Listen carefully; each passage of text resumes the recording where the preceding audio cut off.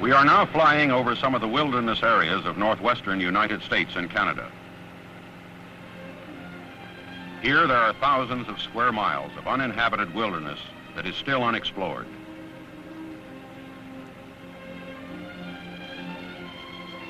It is in these vast unexplored wilderness areas of North America that a 9-foot-tall, human-like creature is reported to live.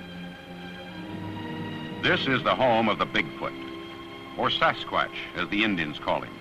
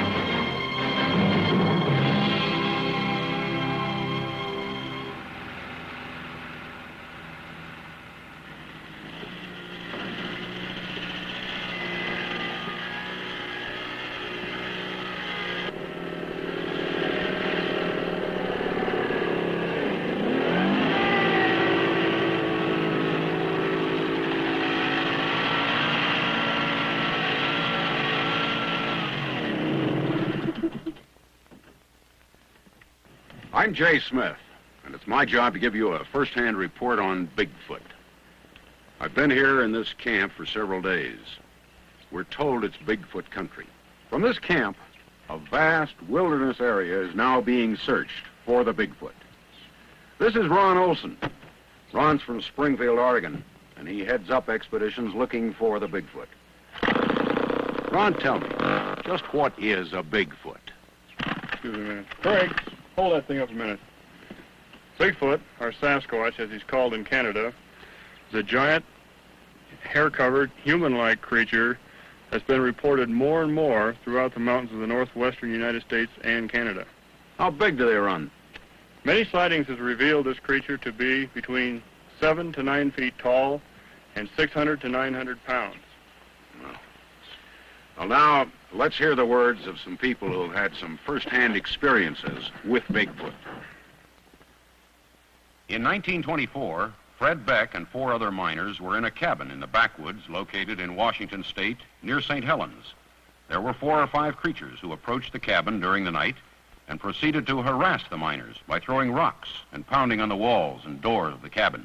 In those days was big shoulders and small hips and hairy. And they was, I call them a black turned brown by the sun, the outside hair. That's what I would call them to be. And muscular. And they looked like they were about 8, 9 foot tall. I no way to tell. Another miner and prospector, Albert Ostman, in 1924 was camped near Toba Inlet in British Columbia. While asleep in a sleeping bag, he was picked up and packed several miles. Daylight found him in a small valley encircled by cliffs. This was home for a family of these creatures. He was able to escape after 6 days by getting them sick on a box of snuff. Now let's listen to Mr. Ostman's experience. Well, there was 4 of them, and none of them look alike. There was what I call the old man, because I had no scale or any rules for measurement, but he was at least 8 feet tall, and must have at least 800 pounds. But what I call the old lady, she couldn't have been over about 600-700 pounds. She was probably 7 feet tall, and they were all covered with hair. By 1956, there had been several such reported sightings, which had been reported in small local newspapers. Mr. John Green, publisher of a newspaper at Harrison Hot Springs, British Columbia, began investigating some of these sightings. Here is John Green to report on a sighting he investigated in 1957. When I first came here in about 1957, it was still pretty well open. But all this has grown up since then. Now, what happened at that time was that Mrs. George Chapman, who lived in a house down by the river behind me here, she was in the house and her children were outside. One of them came in and told her that there was a cow coming out of the woods. So she looked out and she saw this man-like thing, but about 8 feet tall and completely covered with hair like a bear. And she knew it to be a Sasquatch. This was, quite a well-known thing to the Indian people. And she was frightened, so she took the children, ran down to the river, and then through the graveyard, which is right behind me here, and came out just about here onto the track, and then ran on down to Ruby Creek. Now, she'd really only had one quick look at the thing, so it wouldn't be that convincing a story, except that a lot of people immediately went back there and saw these enormous tracks. Mr. Tifting, of course, was one of them, and can describe just what the tracks were like and what they did. Well, he came through the bush into the shed, or the lean-to of the house, and there was a barrel of dried fish with smoked salmon, rather. And he broke the barrel, and there was some fish eaten there and thrown around. And then he went down the riverbank and apparently took a drink and then come back up on the other side of the house, through the garden patch and up to sepia fence and stepped with 1 foot on that side of the fence and 1 foot on this side of the fence. I can walk right over it. And the footprints was about 18 inches, like. And then he went across there and over to the next fence there and went right up the hillside. And that's as far as we could follow it. As John Green and others began to seriously investigate reported sightings, they found that many aspects of the sightings were the same. One of the first detailed drawings of a Sasquatch was made by Mrs. Myrtle Walton of British Columbia. Her father, William Rowe, had the unique experience of being able to watch a Sasquatch at close range. Mrs. Walton now tells us how it came about.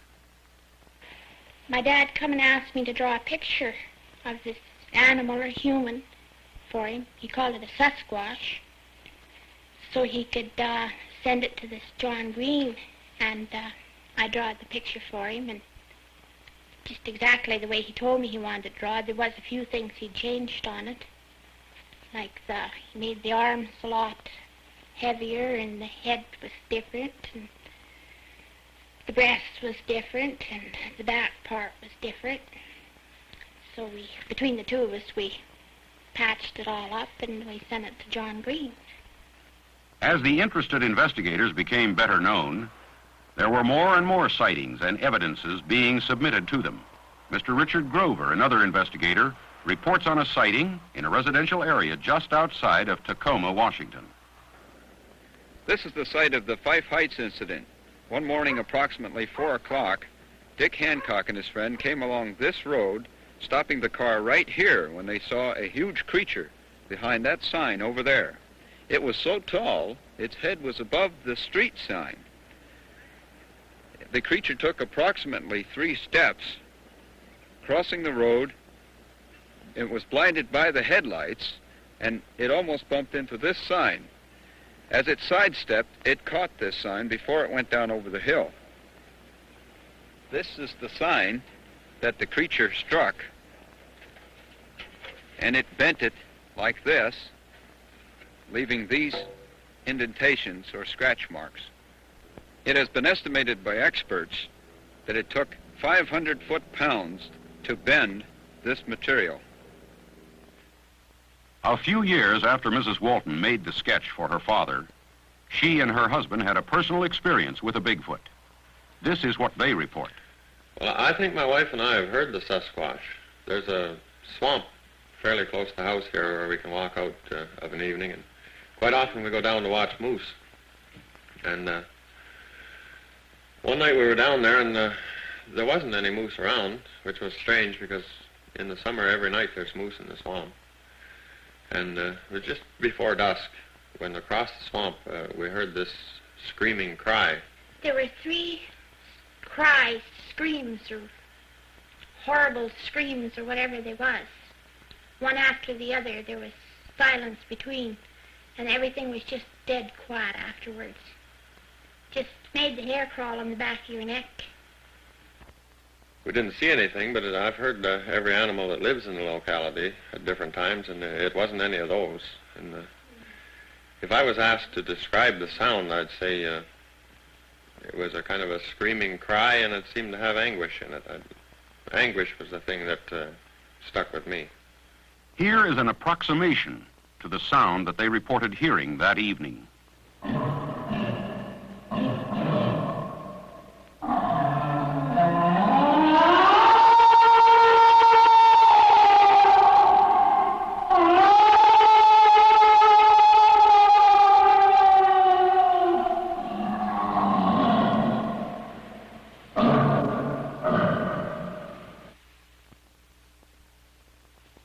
Some of the investigators began to call on the scientific community for facts which might put the puzzle together and prove or disprove the reports.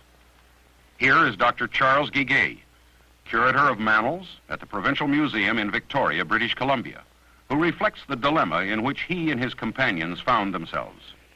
In my opinion, the Sasquatch, the Yeti, the abominable snowman, the Winnebago, the Cadabrosaurus, Loch Ness Monster, Ogopogo, all of these animals belong in the realm of folklore and mythology. And my reason for saying this is simply that there is no concrete proof, evidence, that any of these creatures ever existed on the face of this planet. No one has ever produced a specimen, complete or incomplete, to prove that any of these animals have ever lived. The scientists were asking for physical evidence to support the stories of the reported creature. In 1958, Gerald Crew was building a new road in a wilderness area in Northern California. For several mornings in a row, he noted there were huge, human-like footprints around his bulldozer. He obtained some plaster of Paris and made casts of them. Here now was physical evidence of something that made tracks. Some scientists say they are made by a prankster. Here is another investigator, Rene Dahinden. No scientist ever came out in the bush to look at the footprints which we found. No scientists ever studied these tracks. They're sitting there saying they're faked without ever having seen footprints in the area where we found them. No technical evaluation was ever made. In my opinion, after having seen 3,000 footprints myself of 6 different sizes, I came to the conclusion this tracks to be made by a living foot, a creature with a foot like this, a Sasquatch, rather than a man with artificial feet. The task of the investigator has not been an easy one. On one hand, he is greeted by individuals who just saw Bigfoot and believes it. On the other, he is met with cries of derision and fakery. There is beginning to be a new line of thinking from the scientific community on this subject. Here is Dr. Grover Krantz, physical anthropologist at Washington State University, which explains his view. As a physical anthropologist, I've decided that these creatures do, in all likelihood, exist. The evidence of the footprints is what I find the most convincing. This is an example of one footprint. This is a plaster cast, which shows a crippled individual. The foot was twisted, and 2 bulges appear, calloused structures on the outside edge of the foot, and correspond to gaps in the bones, which I've reconstructed here. If this was faked, the person doing it had to be an absolute expert in human anatomy. Perhaps the most startling and far-reaching event in the recent history of Bigfoot hunting happened to a long-time investigator by the name of Roger Patterson. In October of 1967, he and a friend were in the Bluff Creek area of Northern California to investigate a reported sighting of 2 creatures. Suddenly his horse shied as a large creature stood erect from behind a log where it had been drinking from the creek. Patterson grabbed a 16mm camera from the saddlebag and jumped from the back of the rearing horse to take the following pictures. Let's hear in Patterson's words exactly what happened that day. As it walked across the sandbar, I was able to get some fairly good footage of it. It turned a couple of times and looked at us, and as it turned, it seemed to give me the impression that it didn't want anything to do with it. It didn't run, it didn't act scared, but yet it acted leery of us. Patterson thought that he had proved once and for all that the creatures existed, but he found that even the film was in question. As a result, the footage was submitted to experts in various fields. Among them was Janis Prohaska. Active in the motion picture industry since 1939 as an impersonator of animals of the ape family, Mr. Prohaska was convinced that Roger Patterson had filmed a living, wild creature. The movement is the only thing what throwed me a little bad, because he moved a little bit more like a man than an animal. Because you could see all the muscles on the body and the whole movement. It didn't move like a costume at all. And the size of it was enormous big size, so I don't know if they'd find a big man like that. Mr. Prohaska, you mentioned that the creature did not move, as if it were a costume. Do you think it would be possible to create such a costume? That would be a difficult... I don't think so. Because that costume, if this would be a costume, that would have taken such a long time to put the hair. You should put the hair by glue on. That would take about 10 hours, the whole makeup job. And it looked to me very, very real. I'm doing now this since 1939, and if that was a costume, that was the best I have ever seen. Ron Olson of the North American Wildlife Research Association has studied the Patterson footage as much as anyone. Ron, what did you see in this footage? Well, this footage proved to me that these creatures are real and that they do exist. Now, how tall would you estimate that one to be? This creature was estimated by scientific methods to be about 7.5 to 8 feet tall. He was taking a stride of about 47 inches to 65. After he became spooked or more scared, he stretched to 65. Now, how does the length of that stride compare to, well, let's say the average stride of a man? Well, the average stride of a man is about, maximum stride of a man would be about 3 feet. Now, that arm appears to be proportionately longer than, say, a human arm. Have there been any estimates worked out on that? Yes, there has. The arm is, and always has been in all sightings, in all cases, definitely longer than a human's. Here the creature shows large pendulous breasts. The indication here, of course, is that it is a female creature. Do you expect to capture one of these? Well, this is, of course, I suppose you'd call the finale of our whole program is to make a capture. We want to make a live capture, and with this, we are using tranquilizing equipment. We hope to bring one of these things in with a live capture, live and unharmed, to prove once and for all that this does exist. And since it does exist, maybe then there can be laws and things passed to protect these creatures so that they'll never become extinct. In the past 2 years, there has been a new undertaking by all concerned investigators to consolidate all of their data. All new sightings are investigated and reported on a lengthy questionnaire. Then this information is programmed into a computer.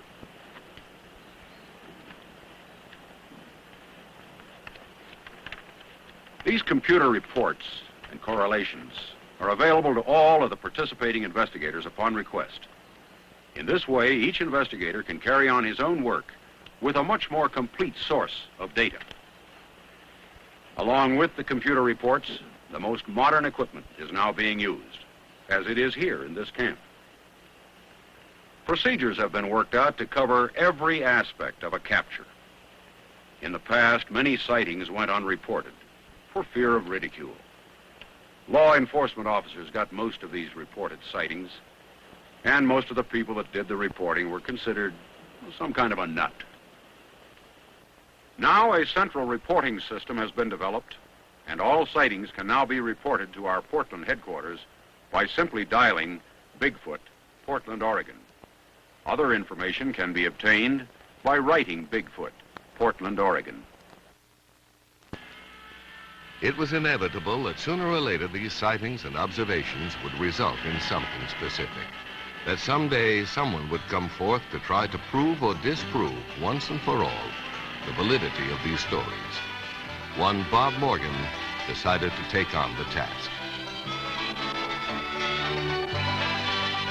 It's late spring when Bob Morgan arrives at Cougar, Washington to renew his search for Sasquatch. After 5 years' research, he feels this is a prime area for contacting the creature. Others will be coming from all corners of the United States to aid in the search. Don Blake, biologist. Lamont Hardy, botanist. Ann Swain, sociology researcher. Michael Polesnik, expert tracker. Elizabeth Moorman, naturalist. Anthropologist Peter Lipsio. Ted Ernst, Sasquatch researcher. John Crowder, biologist. Len Aiken, woodsman and Indian historian. Mary Jo Flory, microbiologist. For the next 3.5 months, this diversified group of scientists and researchers will live and work in the woods, gathering evidence, looking for tracks, and trying to establish contact with a creature who some call the American abominable snowman. They'll scout alone at times, or work in small groups from field tents located at strategic positions in the wilderness. Keeping it all together is Robert Morgan, who will split his time between base camp and the field positions. I hope you understand, I didn't come out here to win friends and influence people. I may be wrong in what I do, but it's all for one purpose, and that is to get the job done. By his own definition, Morgan's a tough, hard-driving man who can't rest until he's gotten the job done. An early riser, you'll often see him working late into the night.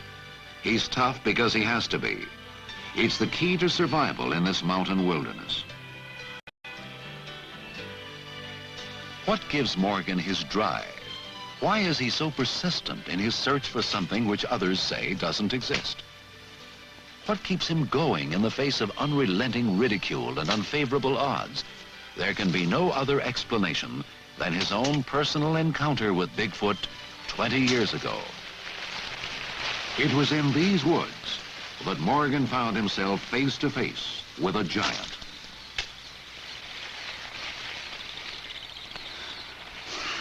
Well, it all began for me in March of 1957 when I was hunting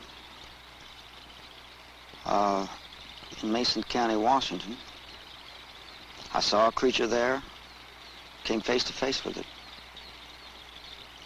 The most man-like looking gorilla I'd ever seen. This is how I described it because I didn't know. I'd never heard of Bigfoot, never heard of Sasquatch, the Omaha, or the Yeti. I had never heard of any of that. And all of a sudden, I came face to face with this creature, about 40 yards away, I guess he was. And he had the most knowing look on his face. His eyes. I remember the eyes, I think, more than anything else. And then I discovered, much to my surprise and shock and dismay, when I tried to report it, it was treated as though it was a hoax, as if it were a joke. This creature does exist. It's here. It's all around us. We can learn from it. And yet modern science has turned its back on it. They don't want to know about it. Now, that makes me madder than hell. We are told that giants live only in storybooks and dreams. If this is the case, then a lot of people have had the same dream about Sasquatch.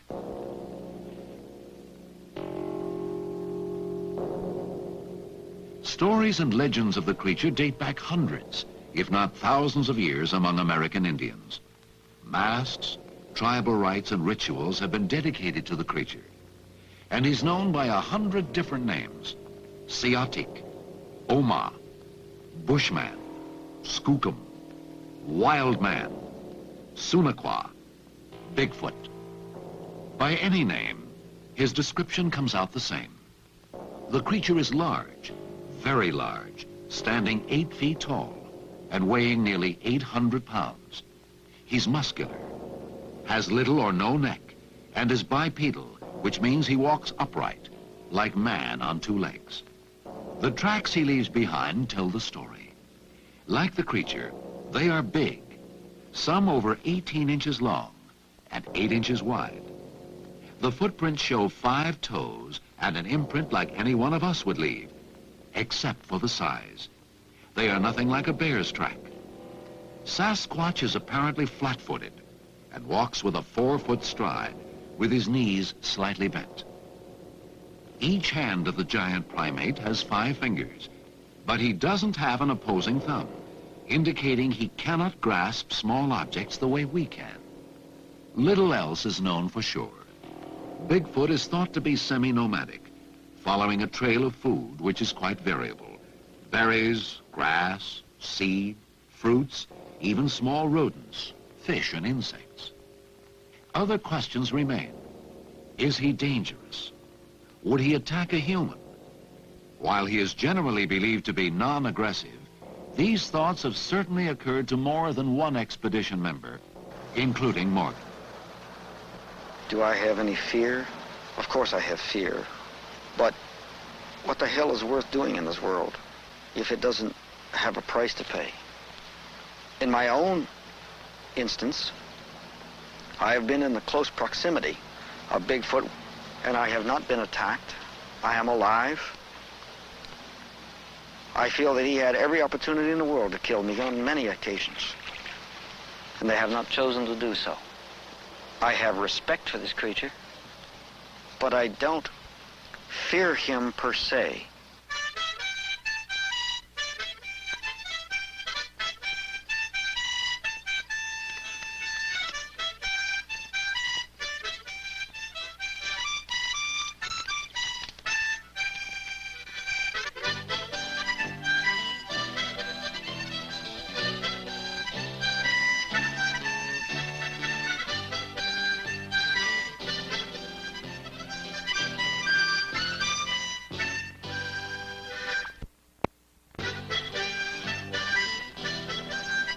The Cascade Mountain ranges of the Pacific Northwest are beautiful and awesome. If giants like Sasquatch do exist, this area would make ideal living quarters. There's enough wilderness left between Northern California and British Columbia to harbor a sizable population of the creatures. In Washington alone, there are millions of unexplored, uncharted acres. It's big country, where distance is measured in time rather than miles, and where even man must fight for survival.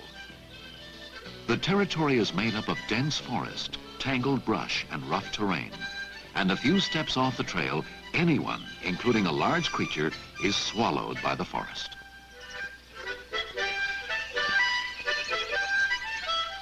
The trees and underbrush provide such good shelter that you rarely see any animals. But the animals are here. You can feel their presence. You can follow their tracks if you're skilled. And there, among the tracks of elk, wolves, and wildcat, are the gigantic human-like footprints of Sasquatch, and they cannot be denied. Tracks that give monster stories credibility. The forests of the Pacific Northwest have been claimed by the loggers.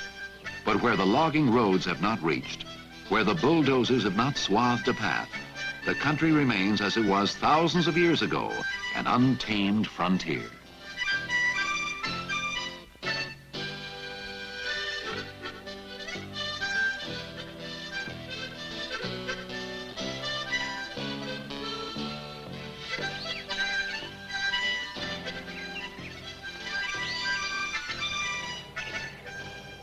One such area is of particular interest to Morgan. He wants it scouted for future exploration.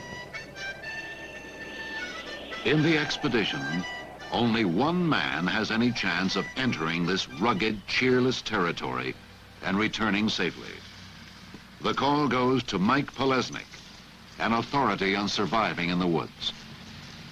He will go alone.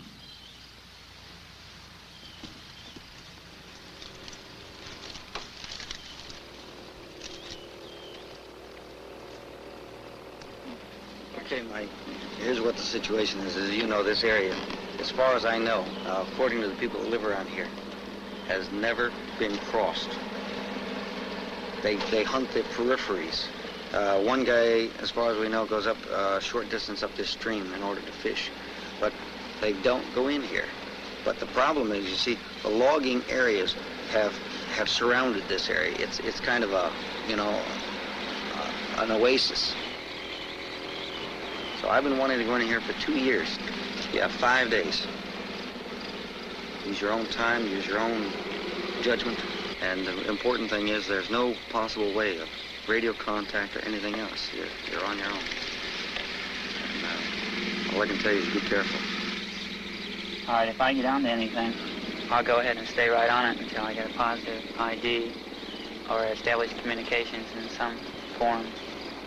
If you're having problems, put up a flare. All right. Okay? And we'll, you know, pick a bearing on that. Okay? Mm-hmm. That's it, my friend. You got all your gear? How much food do you have? 5 days. That's it.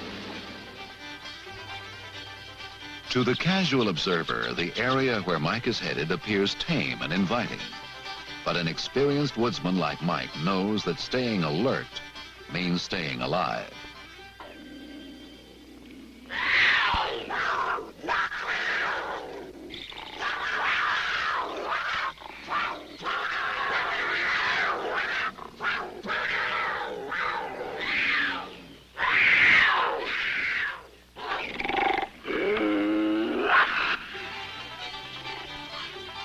There's so much to be done in such little time.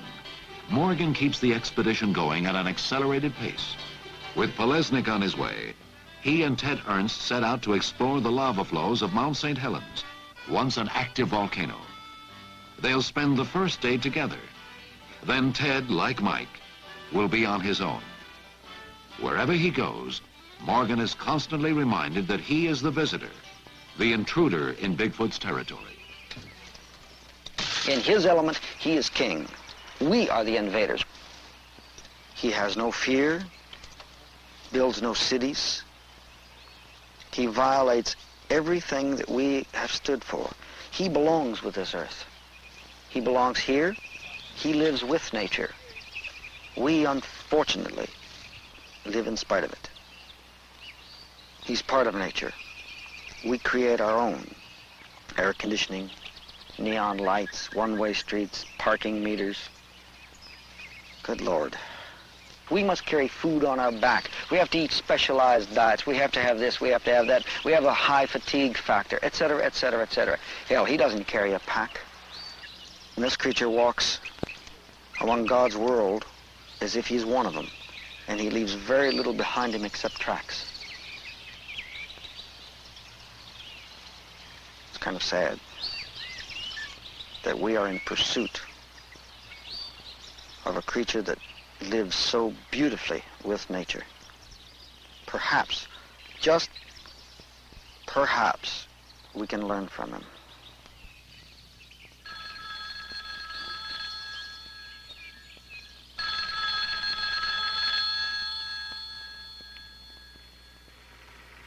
Morgan receives a phone call from a logger named Skip Wood.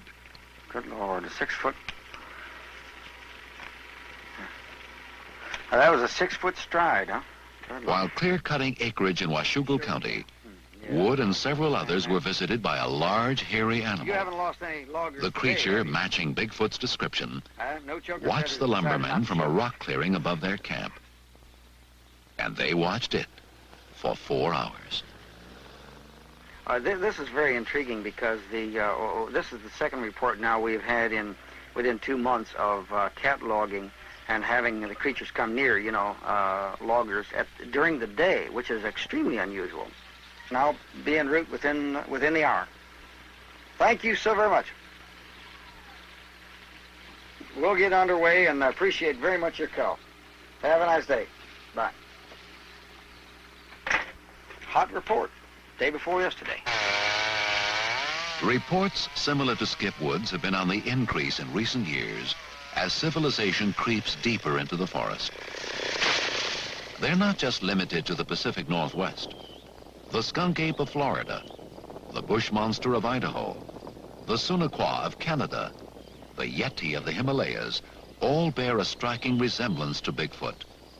Could it be that these creatures are cousins, members of an evolutionary strain unknown to modern man?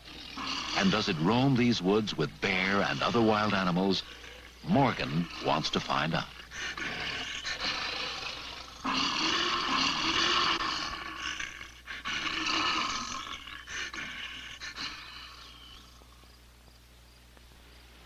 It's half a day's drive from Cougar to Washougal County over rough terrain and washed-out roads. When the expedition group arrives, Wood is eager to tell them about the unwelcome visitor. Now, this happened last Friday. Yeah, Friday. What happened? Again. Well, just happened to see one climbing up the hillside there. And it was going all the way up that bluff? Yeah, it started out there in that little hole I showed you there, and went hand over hand or hand over foot, however you describe him climbing, straight up to the top and stood up there and watched it. And your whole crew was down here, wasn't it? Mm-hmm. There was Chuck Owens. Skip told me, our boss told me that, or said that there was something climbing up on the mountain up there, and so I turned around and looked. And Leo Casey and Bob Irwin. I just saw a steady thing standing there. It looked like maybe a tree waving in the wind a little bit. all I could see was a big black glob. Dark, that's all I could tell you. Do you see the outline distinct so that it was definitely walking on two hind legs? Oh, yeah. Yeah, you could see it. It was standing out there. I mean, it was too big for a bear, and bears don't walk on hind legs unless they're fighting anyway. And that would be my logical explanation for it, was that it was a bear. Well, the way it went up the mountain, the way everybody describes Bigfoot, that's the only thing I could think it was, because a bear just don't do things like that. And you've had a feeling around this camp since you moved in here? Yeah. You can feel them watching you. Only thing, when I first started to work here, I'd look at that mountain and I knew I didn't want to be around it, because it was just that I knew something was there, or something was watching me all the time. But I look up there all the time now because I expect to see it again someday. You just might.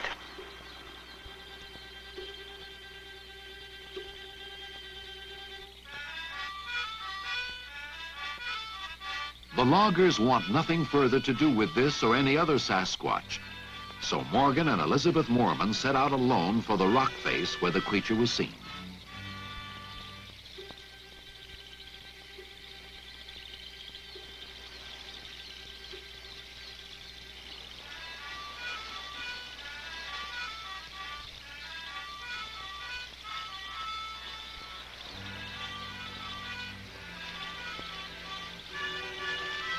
A heavy rainfall the night before has left the ground wet and slippery, making the treacherous climb even more hazardous.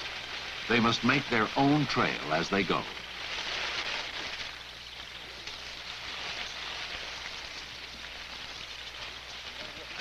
What looked so near from below will take them 6 hours to reach, and they must hurry to return by dark.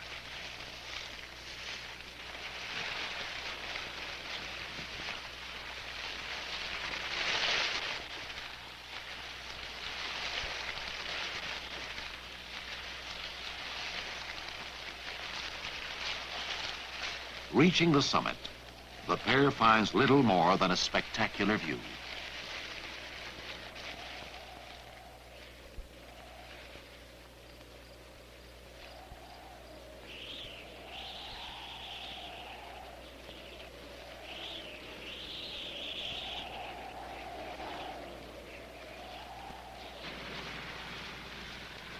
Morgan has chased too many reports. followed too many leads to be discouraged. His work done here, he heads back to base camp. It's still early in the expedition.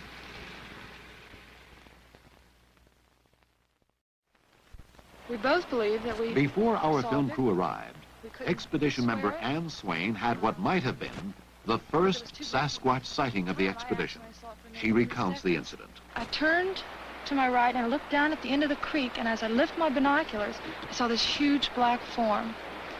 And I just froze, and I looked, and maybe 3 seconds passed. And I put my binoculars down. I was really excited. I didn't know what it was. I saw it. It was large, and it was behind these bushes. And I put them down, and I called to Bob, and as I put them back up to look again, it was gone. When we got into the woods, to the forest, there was impressions, and they were larger than even a large man would make. And it was just where the pine needles had been, it was very wet in there, had been pressed down and made wetter than the surrounding area. There's a lot of evidence in this country. There's a lot of reports. And I'm thoroughly convinced there is a Bigfoot out here. Many of them, families. The group returns to Cougar in time to pick up Mike Polesnik, who's covered 20 square miles during his 5-day trip alone in the woods.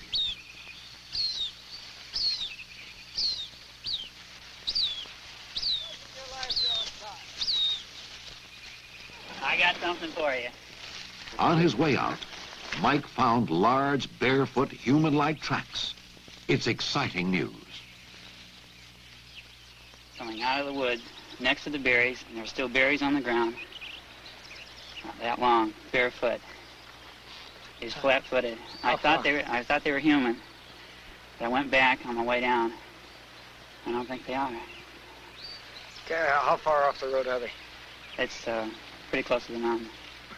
Quite a ways up.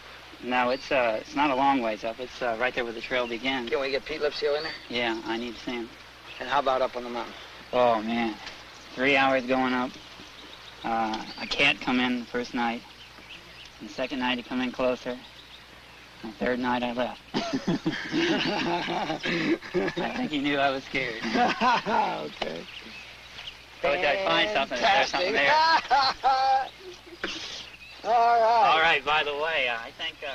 Large human-like footprints on the trail in an area where Morgan suspects Bigfoot could be. 2 caves. This might be the breakthrough the expedition has needed. Certainly, it could mean one or more of the creatures is in the area or has been recently. Can't get to them now. The risk of sending Mike into such a dangerous place has apparently paid off. Yeah, that's a good place for you. Eating well? Yeah, berries, strawberries. Tear you apart in there. And there's snakes. Good Lord, everywhere. Rattles? Yeah, when I left the camp, I wasn't 50 feet when I left that morning, and almost got me. Right off the road? Right on the trail. Right on the trail from camp. So the snakes are everywhere. The loggers have worked. It's dangerous because the trees are sharp edges sticking up like this. If you stumble and fall, it's all over. One guy could go in there and never come out. With fresh tracks to be examined, the group wastes little time back at base camp. Just long enough for Mike to get a beer and doctor his feet, which blistered during his journey. Earliest reports of tracks found in these forests date back to 1811. A trapper stumbled across footprints 14 inches long and 8 inches wide. Over the last 5 years, Morgan has found numerous tracks in these parts. The ones Mike found are the latest in a long string of evidence Sasquatch has left behind. These particular tracks leave little doubt that something large with man-like feet has passed through here. It had to have went into the woods, and after that, you just couldn't pick up anything with the foliage on the ground. Pete, make your measurements, photograph, measure. We'll photograph it up, and take measures. tests. And let Michael pour some tests. Mike, would you give me a hand here for 1 second, please? Just hold on to that, okay?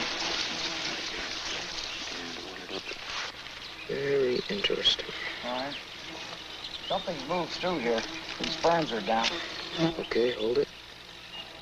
Good. I never cease to be amazed that when I see a Bigfoot footprint and look at it, that I really don't realize the massiveness of it until I put a ruler down. And then I say, good Lord, you know, that's 16, 17, or 18 inches. You don't realize it until you put that ruler down. And consequently, if you were walking casually by, not looking for Bigfoot, and you saw barefoot footprints, you'd probably ignore them. I'm sure that it's been done many times.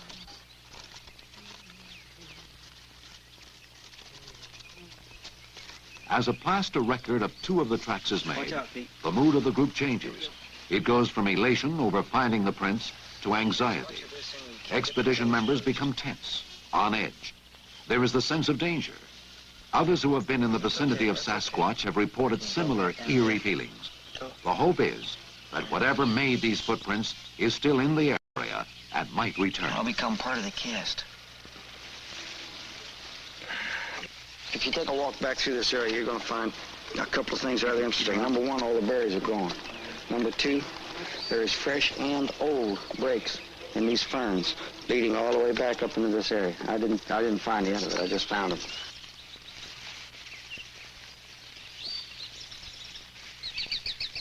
It would be senseless to send a scouting party into the surrounding woods. The tracks are now several days old, and there are too many places around here to hide. So the group heads back to camp, satisfied with what they've uncovered. By early August, Morgan has gathered enough data about Bigfoot in western Washington to warrant new plans. He's convinced there are 2 or more families, mother, father, and 1 or more young, who travel a specific route through the Mount St. Helens area. Minor changes in field positions will place the researchers right along this movement route. We're going to tighten up. As you know, when we first came out here, we thought of 3 migratory or movement route patterns. We've pinned down one that seems to be used now. So rather than ranging out now, it's time, I think, to move in closer. If you can't find the creature, Morgan likes to say, let the creature find you. You can do what you want during the day. You know, do your normal tracking and ranging out during the day. But in the evenings, in the early morning hours, set your alarms, and from pre-dawn till perhaps 2 or 3 hours after dawn, I think we should be especially aware. So I'll show you the way we're going to do this. Don, you and Lehman are going to take...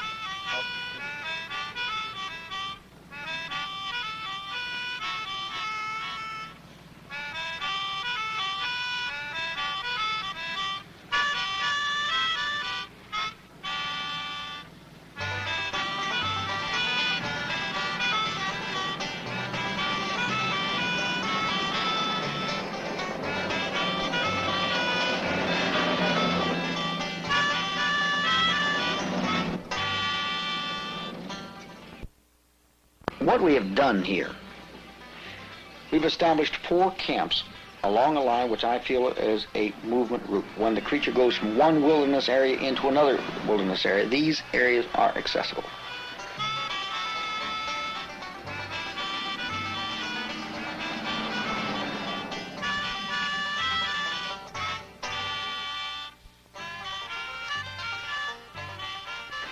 I cannot go into the total wilderness areas because we are not logistically equipped to do so. Here I'm trying to get him a little bit on my ground.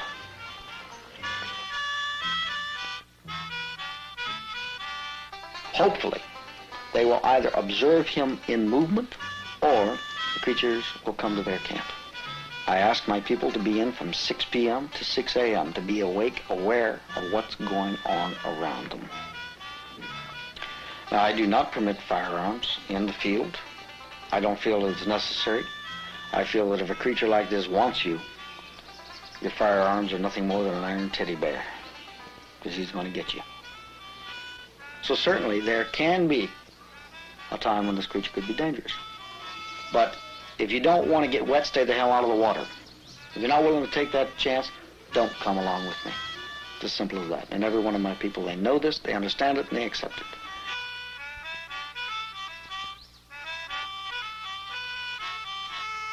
Now, out of the camp, the people will rove during the day. and they go within certain areas that I've assigned, and they rove around, and the biologist and botanist are doing their job, which is an updating, constant updating. I'm getting a constant update of what food is available, what succulents are available, what animals are moving where. The biologist, the tracker, is telling me what animals are feeding on. I'm constantly aware of what is happening out there. What is the weather like? What animals have been eating by their defecations, the browsing, whether or not the animals are in abundance, are they sitting still, are they moving? Where do they water? I'm constantly aware of everything that's going on out here.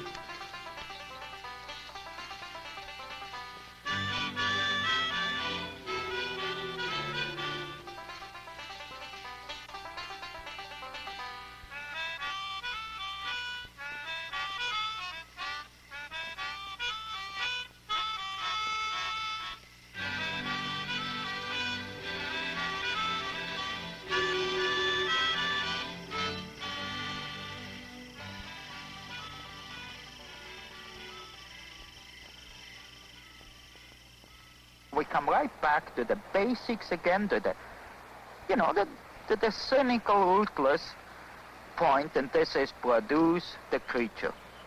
And everything else is all nice, it's interesting, makes life very exciting and so on, but that's about all it does.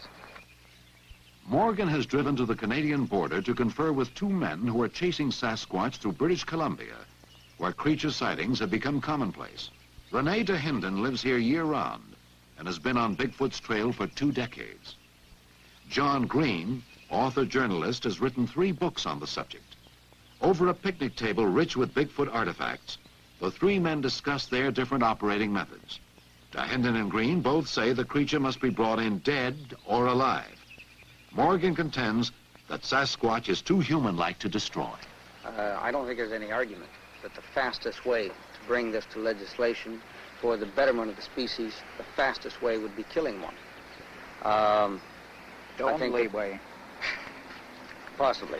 However, the killing of one, how does the...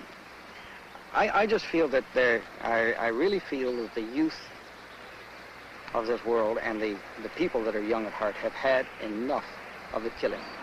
I really feel they have had sufficient of the slaughter of species for the so-called enlightenment of man.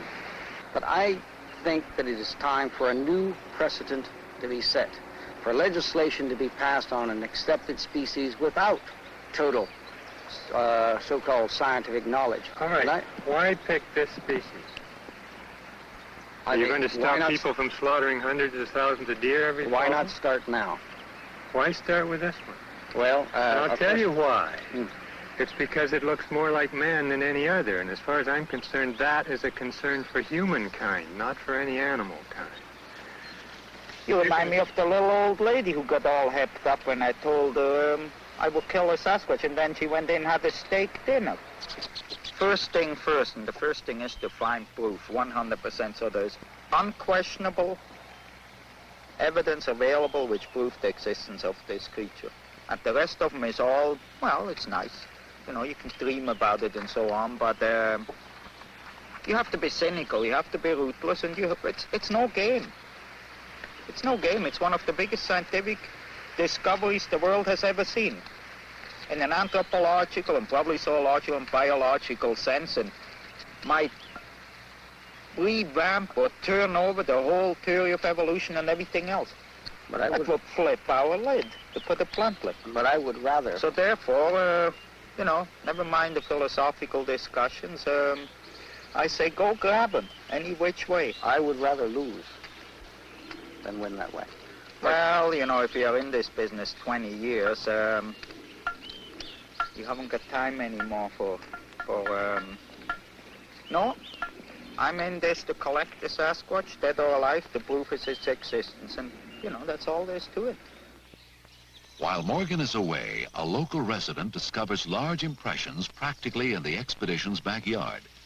Mike Polesnik and Lamont Hardy visit the area to see if the tracks will yield other clues. Like a team of detectives, they scour the area, and their efforts pay off. Apparently something large was walking along this frigid mountain runoff, perhaps to cool off from the heat. And while walking, slipped on a moss-covered rock, leaving several hairs and a large impression in the stream bed. The hair is sent to Mary Jo Flory at her laboratory in Portland for analysis. It will take several weeks for her to determine who or what left it behind.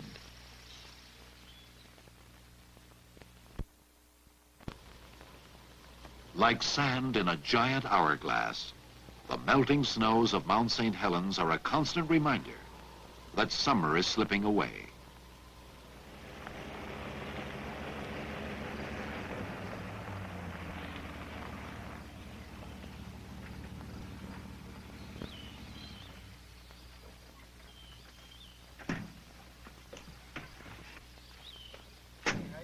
Near the base of the mountain, Don Blake and Lamont Hardy have heard strange sounds. Loud, piercing screams, which they cannot place. Morgan has sent Len Aiken to investigate.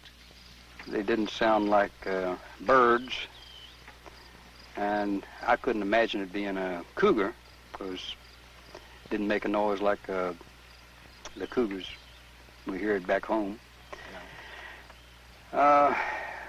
And of course, I don't know all the noises that elks and deer make. It's possible. I know that it's too early in the year for elk. Elk will start, you know, in rutting season starts about mid-September, October. Yeah. So it's early for that. What did it resemble? Anything or? It was not a human-type scream. It's the type that I've heard chimps make. It's sort of a chimp-type scream. And, completely. I'll go along with that. It did sound like the kind of noise that you hear a chimpanzee make when, say, you're taking something away from him, you know. Not an alarm, just more of a... frustration type. Yep. But it was quite a little distance off. It was probably as much as a quarter of a mile in September. While scouting nearby terrain, Aiken and Blake discover a lava tube cave, one which no human has ever entered.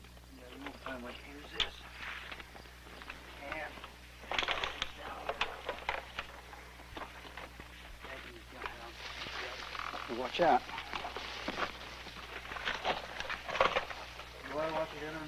Yeah.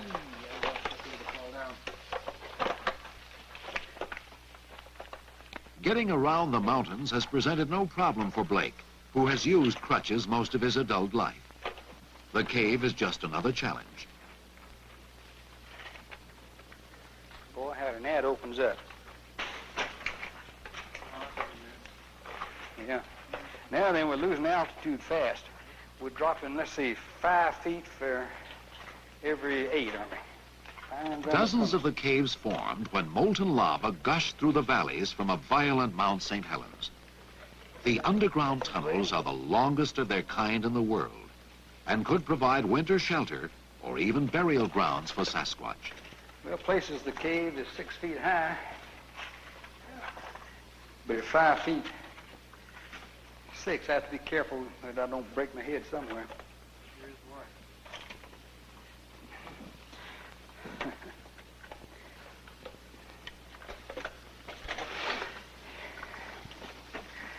You can't even see the end of the galley here. No, that goes right on down. It would take several years to explore all the lava tubes, if you could find them all. This cave offers little besides relief from the heat. Well, that's quite a cave there, Layman. Yeah, you were gone 2.5 hours. Coming out. Feel that heat just blast you right square in the face as soon as you get to look at that hole. While you were gone, I was reading. Something rolled rocks down from the top of the hill right up here. there was about 5 different intervals of it, probably 15 or 20 minutes apart. And then there was one time I heard rotten wood move, crash or something. So I don't know whether it was an elk or a bear or some other animal. Whatever it was, probably no doubt came up another side, because this side over here is a little on the steep side. At the heat of this sun, though, most anything up there would be under those trees. Yeah. Probably was navigating under the trees. They got more brains than we've got. Could it have been Bigfoot? He's been known to throw rocks at people before. Or could the giant creature turn out to be a giant hoax?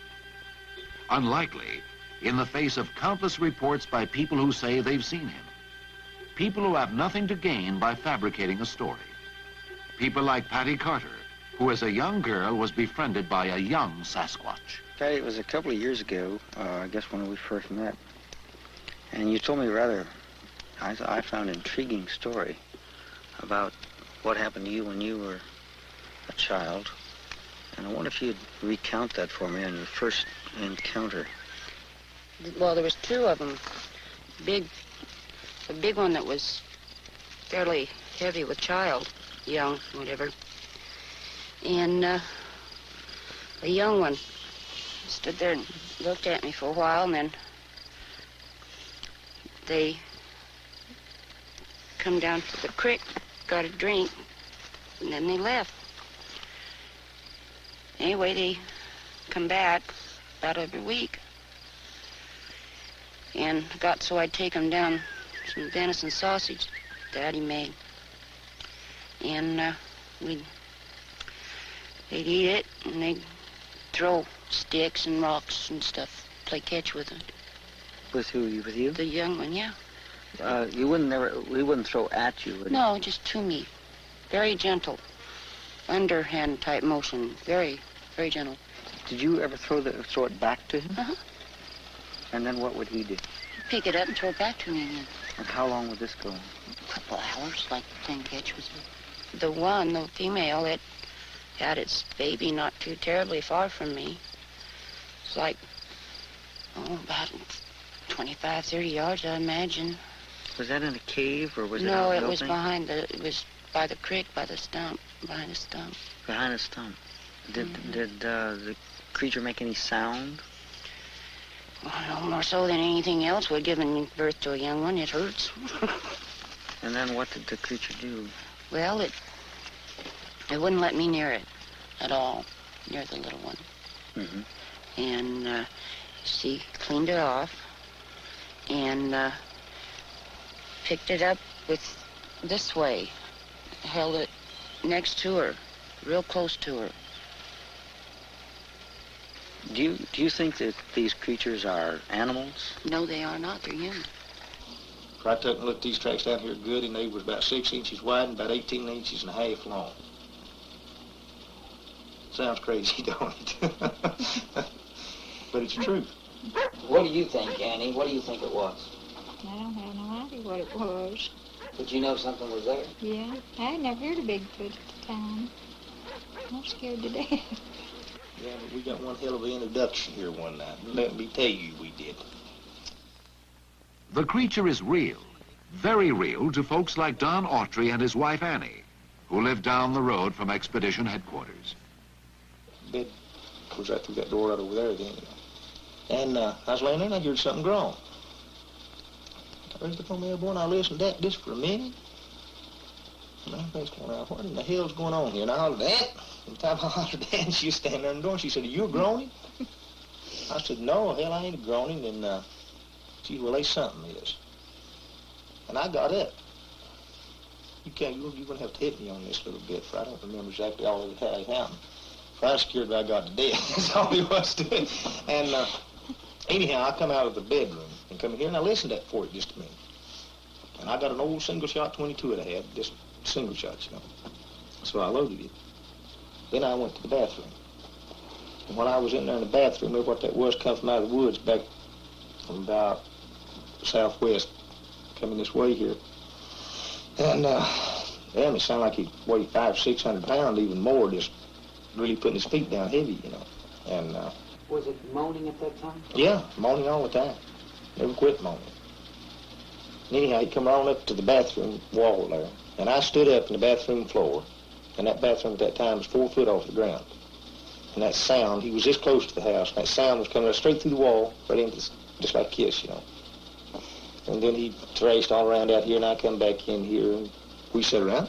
What else could you do but sit there and listen to the thing? And I did. I started to go outside. And I got right along in here. There was another deal out here that I've tore off since then. And she grabbed me by the arm. She said, "You don't know what you're going out on." And there ain't no damn way you got me outside then. Did you have any feeling? Did I have any feeling of fear? How tight did I squeeze you, huh? It wasn't me, it was the gun that was squeezing. Yeah, I was scared. You betcha. Definitely.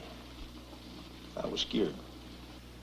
I logged this country. I've been logging for 11 years, and I'd never seen nothing. I'd never seen a footprint until I just walked right upon it right here at the house. And it wasn't a prank. It wasn't a prank. That wasn't a prank.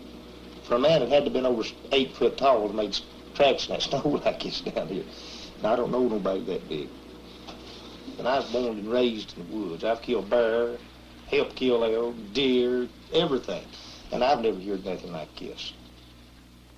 Precious seas of limbo.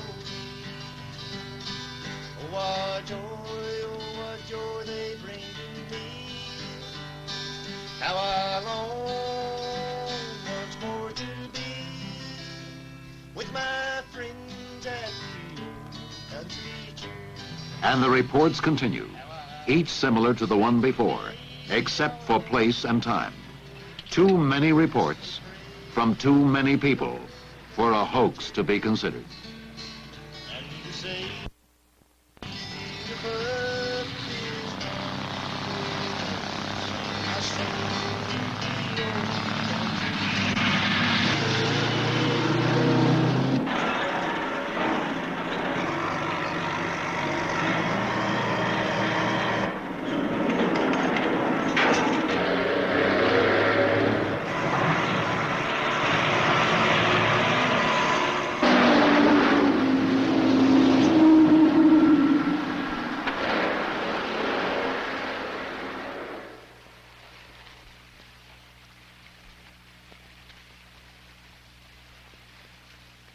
I believe that this could be a possible area for him. There's no roads here. There's no roar of the logging trucks.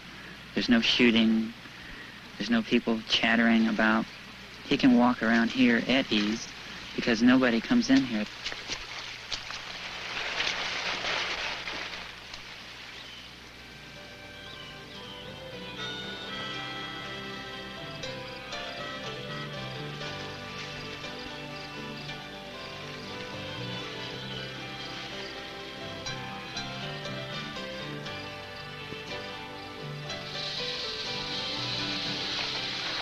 Despite warnings not to go, Morgan and Polesnik returned to the untamed area the tracker explored earlier in the summer.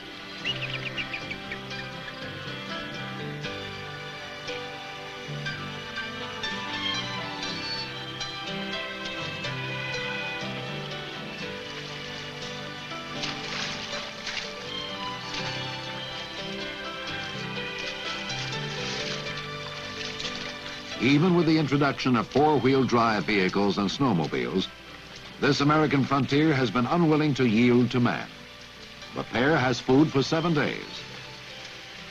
The snakes are everywhere.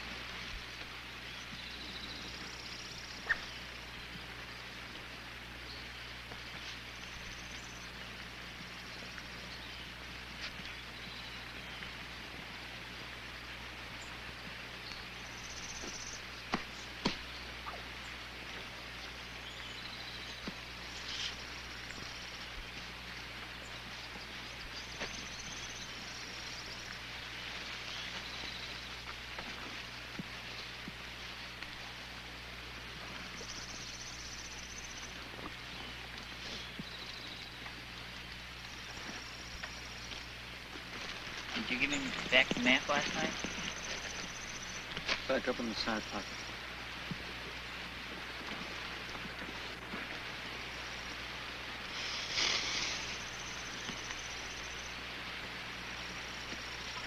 Water's hot.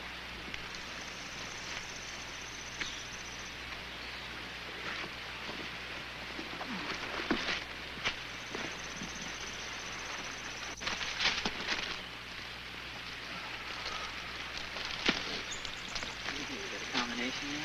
Yeah.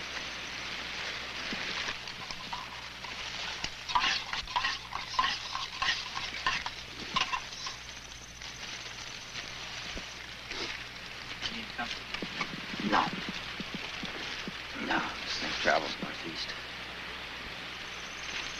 The idea is always to follow this up. I just hope we don't have to go over that. You see how sheer it is on the far side? Nice. Yeah. Straight up. If we can get it. Follow this along. I don't want to go high. It's not necessary yet. Ever since 1970, I've been following areas, finding tracks, species, and all this jazz coming down through this area. And it's just recently come into what I think is a movement pattern.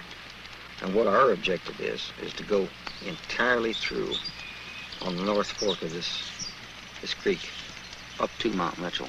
And it's my understanding that not too many people have ever done this. And as you know, the dire warnings that we have received that people go in and they don't come out. You know. But in any case, this is the flow line coming down through here, and it's a natural walkway. It's very hidden. So far, it's been pretty rough. I don't know what it's going to be like when we get deep down into the ravine. Well, I don't know. I just, you know, when you stand up on a cliff side and look over this valley, it's one thing. When you get down here, it's something else. I sure agree. We'll find out.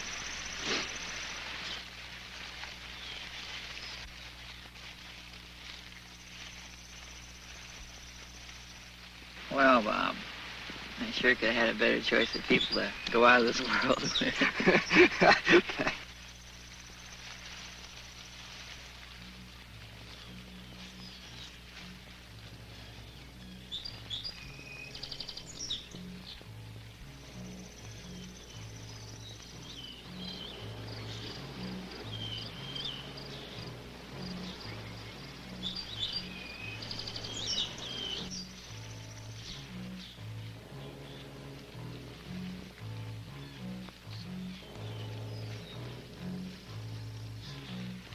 So far, the only passable way through this wilderness is along the riverbed. The water is icy, the algae-covered rocks treacherous. On the second day, despite their pleas, Morgan orders the camera crew to stay behind. The rest of the journey is too risky. Others who have challenged the river beyond this point have never returned.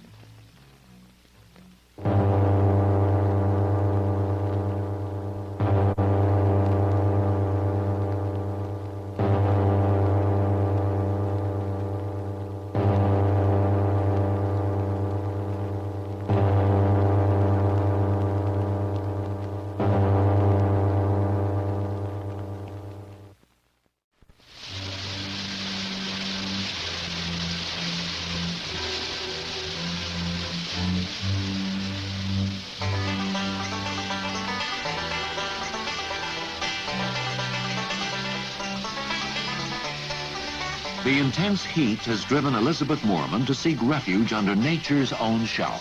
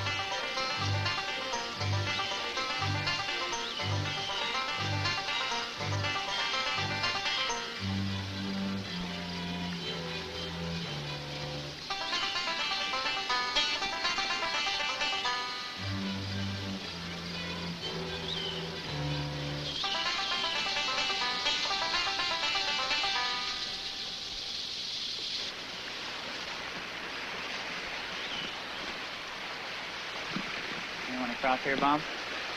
For Morgan and Polesnik, the trip through the river valley has been arduous and frustrating. Okay. A bad fall has left Morgan with several bruised ribs. On more than one occasion, they felt they were being followed. Whether it was a bear, cougar, or some other creature, they could not be certain.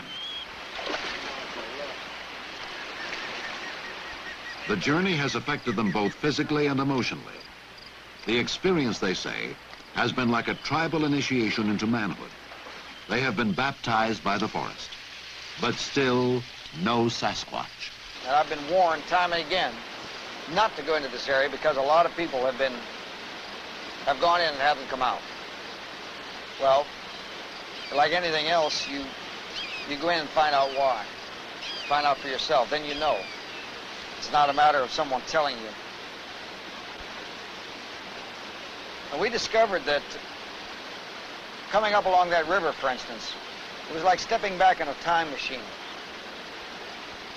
I think I've seen what this country must have looked like perhaps thousands upon thousands of years ago. Coming up over the top of that ridge, we found an area where berries are so abundant that we literally ate our way over the mountain. But when we crested that ridge and started down in this area, for the past few miles, the area took on another character. It took on a forbidding, foreboding aura. And I just knew damn well we weren't welcome. And literally, every step of the way, Mike and I, you just know, if you make a mistake, there's no way in hell you're going to come out.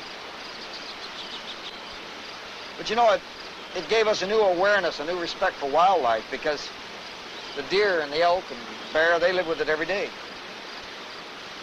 But I am convinced, and I welcome anyone that is a skeptic on it to come along with me.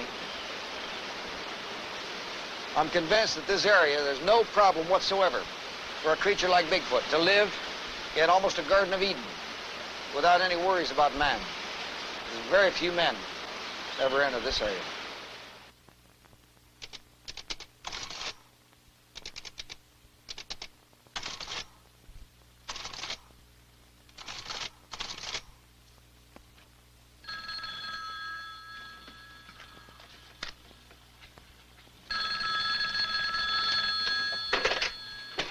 Hello. Oh, Bob, this is Mary Jo. Sorry. And you remember those hares that you sent out to the lab about a month ago? Yeah. I finally got a report back from the director of the lab on those. And he feels that those are human body hair from the lower extremities. From the lower extremities? Of course, it doesn't confirm absolutely, but it certainly is highly indicative. Well, the circumstances under which they were found, is very well documented. And I think the chances of that being Homo sapien is very, very remote. Well, I am inclined to agree with you. Thanks for making this a very good day. Bye-bye.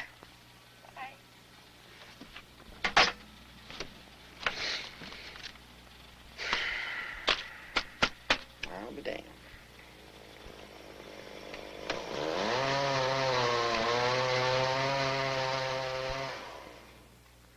August sizzles on.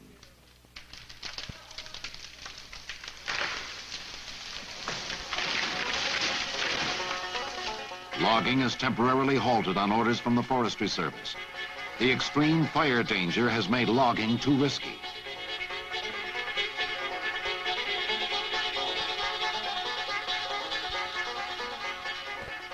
The town of Cougar, which mirrors the lumber industry, becomes deserted. Day after day, the temperature touches 100 degrees. Morgan is warned the forests may be closed to everyone, including his researchers. But for now, the expedition is allowed to continue. Still, no rain in sight. What I saw, Bob, was located on the far right side of that mass of trees. It was large enough for me to see with the unaided eye. John Crowder has seen something he can't identify on a ledge near the snow line of Mount St. Helens. A strange sense of fear had invaded his camp shortly before the sighting. It was a feeling no one could explain, like so many other things this summer. Big enough to see. Well, you know of the gray Bigfoot that's been reported in this area, but also I think we should be aware that there are, I believe, mountain goat up in this area. There's only one thing to do, and that's survey the ledge close up. Morgan and the others have made this climb many times before, on another mountain at another place in the forest. Morgan has become weary from the endless climbs and dead-end trails, but any feeling of fatigue he may have is no match for his unrelenting drive to find the Sasquatch. He's so close now, he feels nothing will stop him. All the signs are there, the tracks, screams, reports from loggers and residents. Morgan is convinced he's located a movement route for at least one family of Bigfoot. A movement route that goes straight through Ape Canyon. Named that in the 1920s, when a group of prospectors were attacked by vicious, hairy apes. Ape Canyon is just beyond where John Crowder saw something large and gray.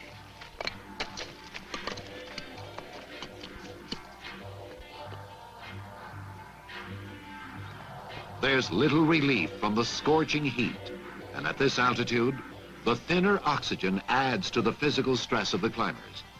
It's hard to describe the frustrations of having made the climb and finding little more than scuff marks. Morgan knows time is running against him. I think that next to closed-mindedness, I think time is our greatest enemy. Most definitely time. The lumber industry is cutting into the forests. Man is moving in more on his snowmobiles and his trail bikes, his four-wheel drive vehicles. The Bigfoot has to retreat. Running a race against time, very definitely, it's a very pressing, a very, very frightening thing. Time.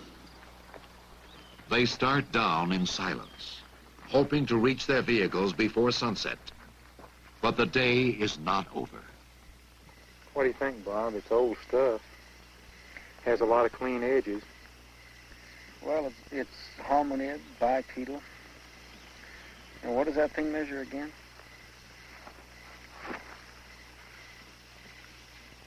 Oh, roughly 13 to 14.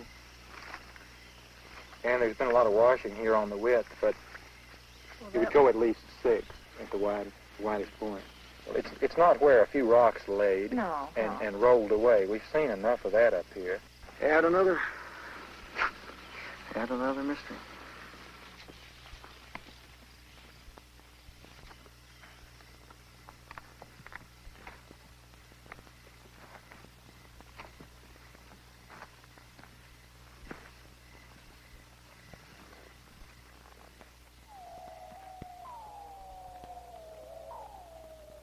August passes the sun to September, but the forest has had enough.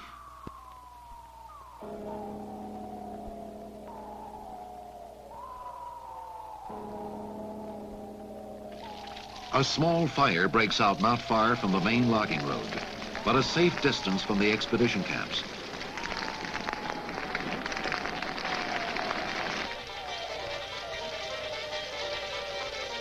Firefighting teams are on the scene quickly, and the Forestry Service is encouraged by a general stillness of the wind.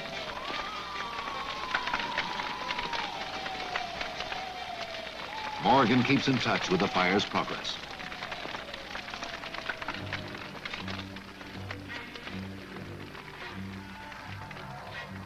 The fire burns into the night.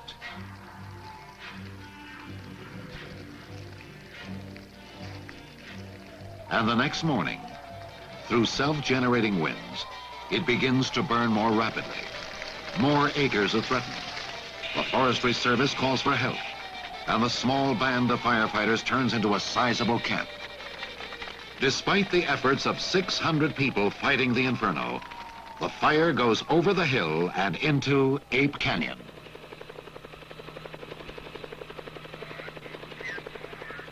Morgan is distressed as the fire spreads quickly through the canyon. All the evidence of Sasquatch in the area has led directly to this place. He surveys the situation with Sam Melville, star of the Rookies television series, who's visiting for a few days. I want to get a shot of that plane. Talk about the fickle finger of fate. So we just had it.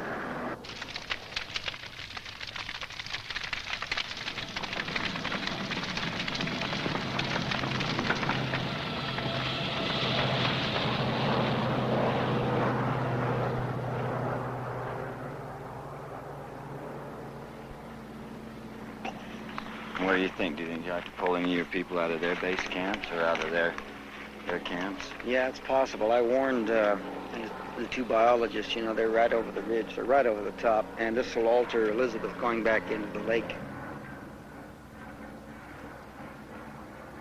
It's just a flat block for a movement, I'm afraid, with all these people. Look at hundreds of people that are going to be in this area fighting a fire. They're going to be running up and down, airplanes over.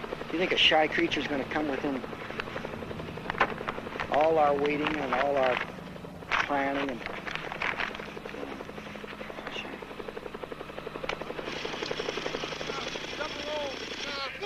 our whole damn concept was locked along that one route, and there's not. He may take the western route, may come around here, God only knows. But see, what we've been banking on, you know, the last several years is gathering information along this one route. And now with this cut in the middle right now, I don't know. I just, you know, I don't know how it'll affect the movement patterns. I don't know, but it's a factor that I hadn't counted on, for sure.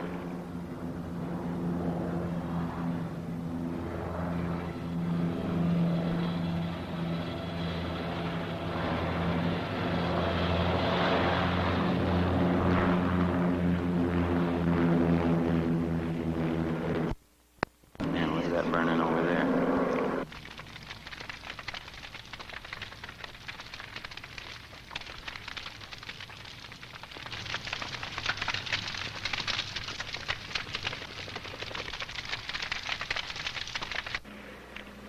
Well, next year.